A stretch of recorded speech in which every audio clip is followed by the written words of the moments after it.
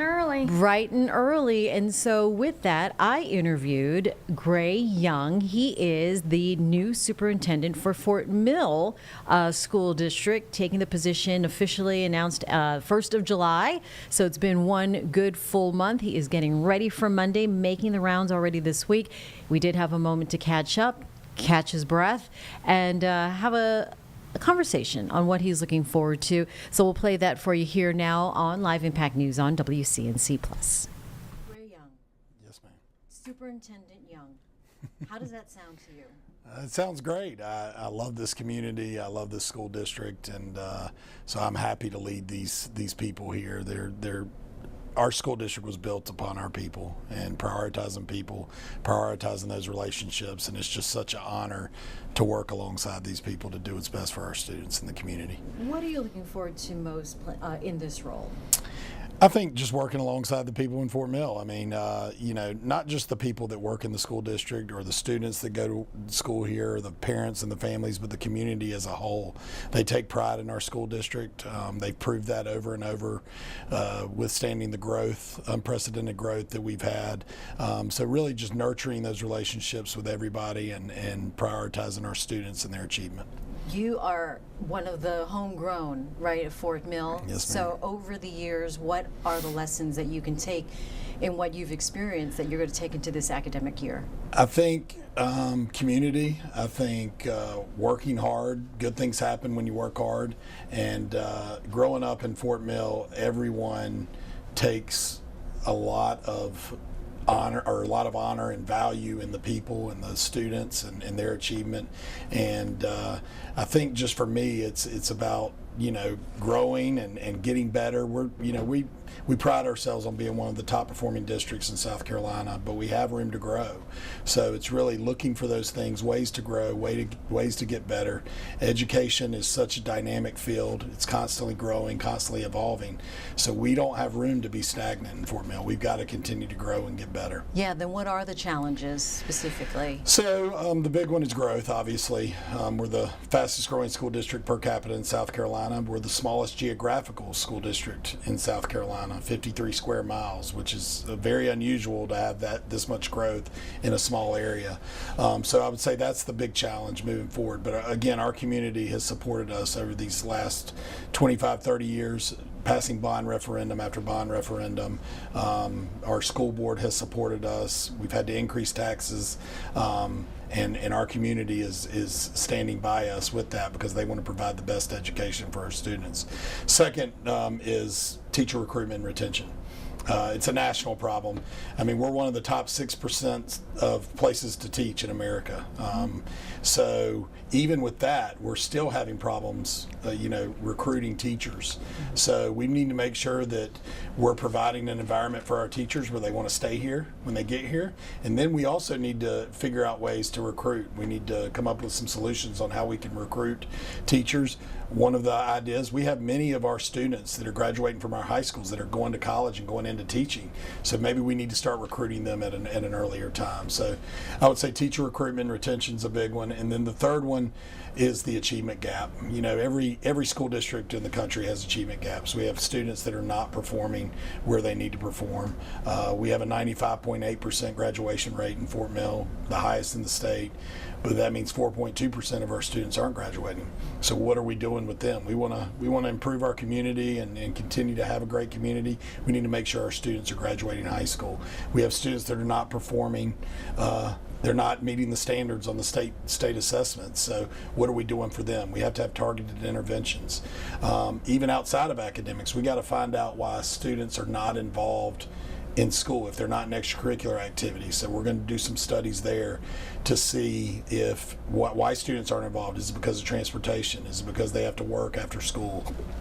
Is it because they're involved in something else after school? We don't know, but we know that involved students are happy students. We know that they perform better academically if they're involved. They attend school more often, and they're better behaved. How do you find the information to learn about where the gaps are, what these students are doing or not doing to be all that? So we look at our test data, obviously. That's the most common way to look at the data, all of our assessment data.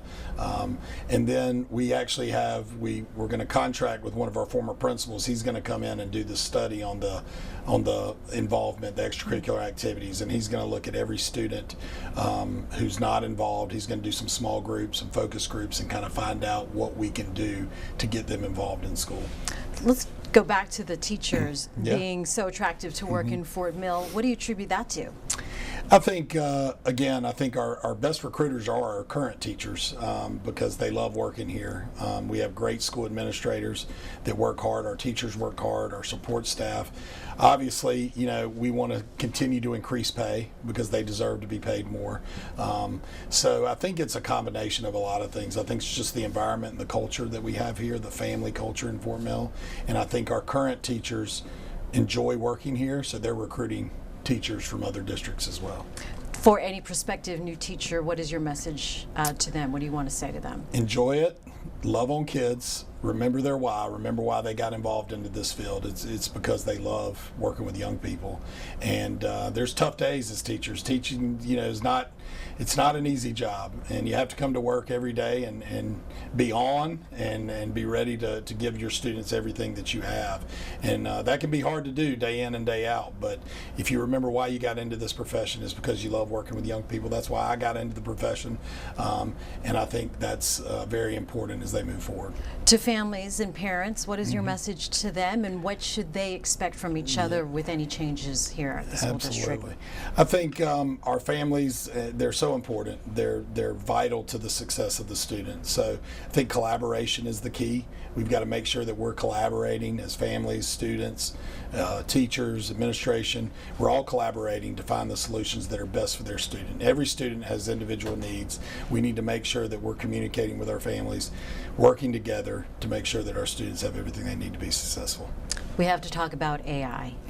What are the plans? I mean, we can cover so much with just AI, and how do people start thinking about that, wrapping their heads around it? It's kind of hit us in the face this last year, really. Yeah, it really I mean, has. it's really when I kind of started hearing about it.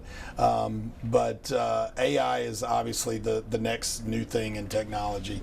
So we definitely want to learn and grow as much as we can with AI. We want to know how can it possibly help us as we educate our students, even as teachers and staff, but also help our students as they move forward. Is it already built into the curriculum? So we do have computer technology curriculum that is obviously addressing AI, but we're continuing to monitor that, and we're going to continue to educate our students and our staff on best practices with using artificial intelligence. How about your thoughts on cell phone bans, especially in light of so many lockdowns and other incidents around the country? So I think we have great plans around that. I will say I enjoyed, this year I didn't know how it would go because we implemented it. We were one of the first school districts to implement it at the beginning of the year in South Carolina. So we implemented it right away. I was kind of nervous. I'm like, oh God, how's this going to go? We're going to have a lot of cell phone violations, and we had some.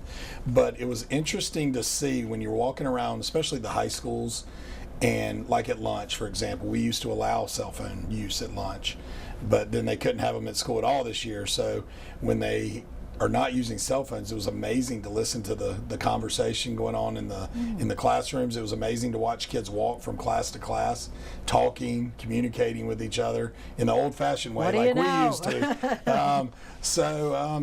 It's kind of exciting to see them have to use those communication skills. I think they're gaining valuable skills by not using their cell phones.